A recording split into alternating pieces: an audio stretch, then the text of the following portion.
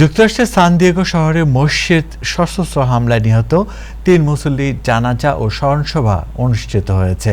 নিহতরা হলেন আমিন আব্দুল্লাহ, মনসুর কাজিহা এবং নাদির আওয়াদ।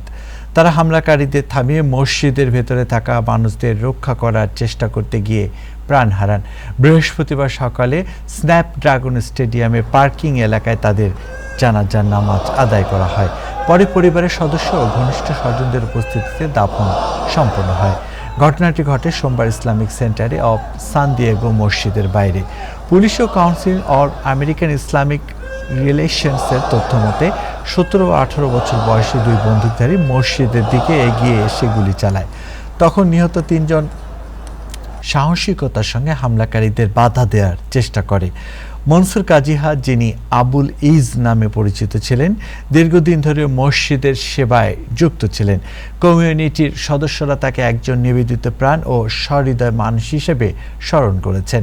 নিহত 3 বীরকে শেষ বিদায় জানাতে আসা মানুষের চোখে ছিল অশ্রু।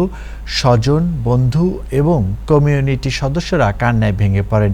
অনেককে একে অপরকে জড়িয়ে ধরে কাঁদতেও দেখা যায়। পুরো এলাকা জুড়ে নেমে আসে গভীর শোকের ছায়া। উপস্থিত মুসল্লিরা বলেন, এই 3 জন নিজেদের জীবন উৎসর্গ করে অসংখ্য মানুষকে রক্ষা করেছেন, তাই তাদেরকে সবাই বীর হিসেবে স্মরণ করবে। আল্লাহু আকবার। আসসালামু আলাইকুম ওয়া রাহমাতুল্লাহ।